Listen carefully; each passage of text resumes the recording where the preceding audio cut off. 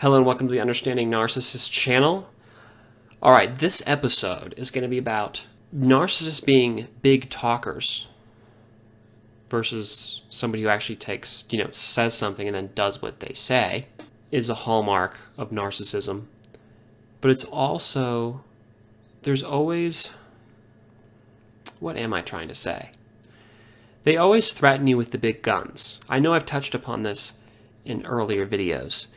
But there's always the big thing, like when I talked about them leaving or them getting rid of your stuff, any kind of dependency, any kind of reliance, any kind of that contorted mess, however you're kind of wrapped up in them and everything just gets messier and messier and worse. There's always the big thing you're afraid they're going to do, and they kind of hold over your head or, lord over you, that they're going, they're going to pull the plug on this, they're going to walk out, there's something. Like they don't actually live off of it. Like they're not actually the parasite in the situation. Again, it's that, opposites principle, projection, whatever you want to call it. That's what it is.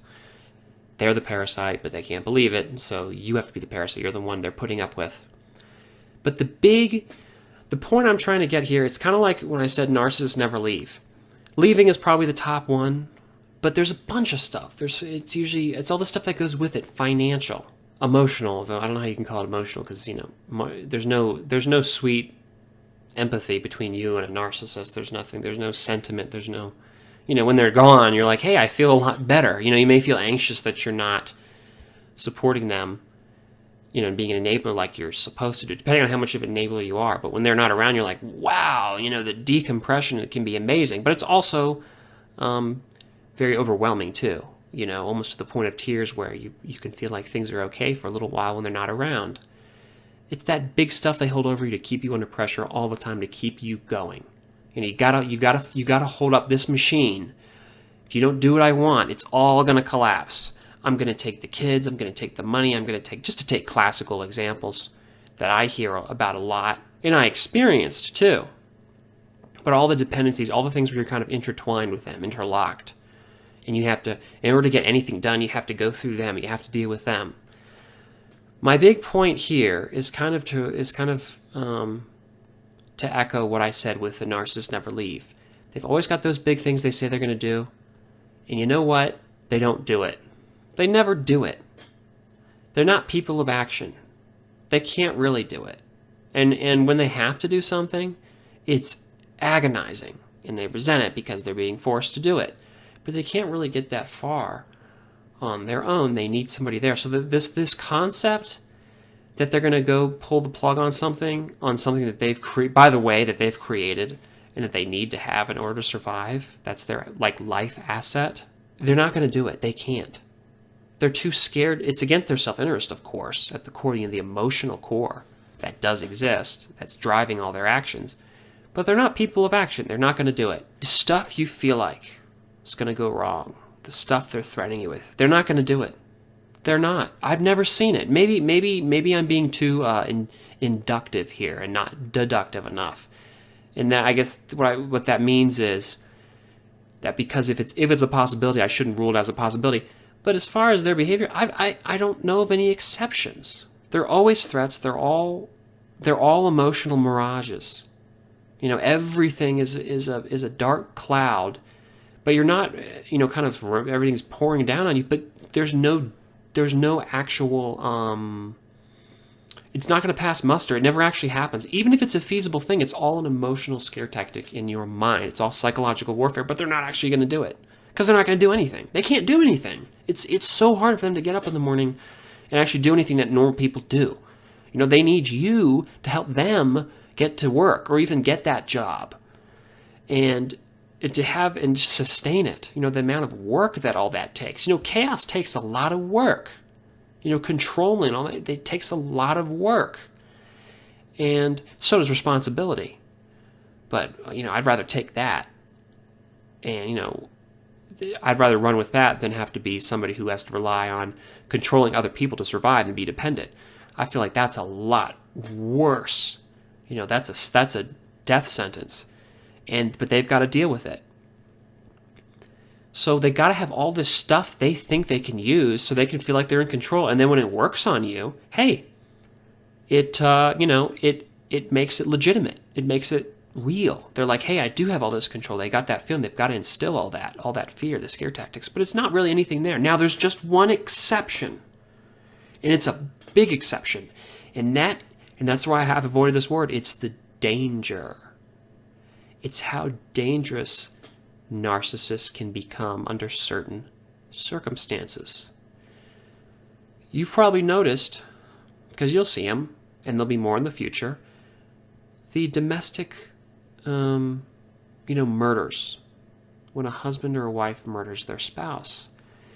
What you will see there, oftentimes, a lot of times, especially if you watch videos and read about narcissism and stuff, you're going to realize that a lot of these people are narcissists. Now, the reason this is so important is because I believe that this is a real thing when they can become dangerous.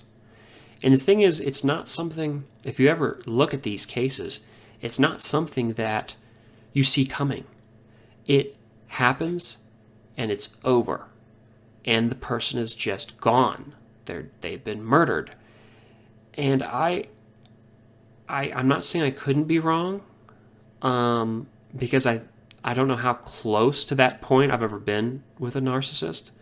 My feeling is pretty close, but that is the one exception to what they will actually. Now, of course, they never threaten they're going to kill you, but as far as their potential for that, always assume the worst and always take the extra precaution, because that is when they will. If you look, it's when people are killed. More often than not, or at least enough, they thought they were safe. They thought they were okay. And I'm certain that a lot of those people are narcissistic. I could be wrong. I hope I'm wrong. I don't think I am, though. Because you'll see these people and it's just how everybody describes them. Here's another thing. When you see a narcissist at trial, if you see a cold-blooded killer and he gets sentenced to life, sentenced life without parole or the death sentence, the death penalty, do you see him tearing up and getting worked up? No, not really. Ted Bundy didn't get all worked up. What's his name? H.H. Holmes, that notorious killer, didn't get all worked up. I don't think they care. I really don't think they care at all. The narcissists, on the other hand, they panic. Because while narcissists have a lack of empathy for others, they seem to care about their own, they're out for number one. They seem to have what their own interests are. They seem to have that well aligned in their head as far what the consequences may be and what's in it for them. But never underestimate that breaking point, because it's something that I don't see touched upon enough, and I think it's very, very real. Because you probably, I'm betting a number of viewers, you may have experienced what I'm talking about. They do break, and oftentimes when they break, it's really bad. And it's totally out of character too. But I've had that feeling for so long that some of them commit murder, and that's what you see, make headlines and all that kind of thing. You see in the media and the press.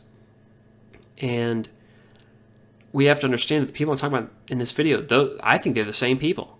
I really do. I see just a terrible similarity, and that poses grave danger, and that's something and even if I'm wrong, I figure, hey, big deal. Narcissists are already dangerous if they're not murderous or can't become murderous, which I think they absolutely can. But even if they can't, I don't feel like I've done as much damage if I say that, versus if I'm wrong about that, than if I say that they're not dangerous. Hey, don't worry, they're never going to kill you. They're never going to do anything really bad, because I just don't think that's true. And even if it is, I don't really want to take that risk by telling you something that isn't true. But yeah, I hope I didn't merge. These may have been better if it was two different videos, but they are connected. Big things they're going to hold over your head. They're never going to do them. But there are conditions in which they can go to extreme, go to extreme ends to get what they want. And I also want to say that as far as the real danger, they weren't planning that. When they snap, when they break, it's something that fly off the handle. It's something that's set them off that they didn't anticipate. things, whatever, in their mind come together, kind of like, a lunar eclipse or something that align at just the right time to really set them off. And there are things you can do to try to avoid that, to alleviate that risk. But always be on the look, always be aware, because it's in their hearts. They don't have a problem with that. And even when they find that rage, they don't know what they're doing. So I would always keep that danger in your mind as a possibility, not to scare you, but because I think it's a very real possibility. It is the reality. Anyway, let's see if I can't make my outro a little bit more upbeat after that dark subject. Thank you for watching. Like this video, share it with somebody you think might benefit from it. Comment in the comment section below, and I will see you on the next episode. Thank you. Bye.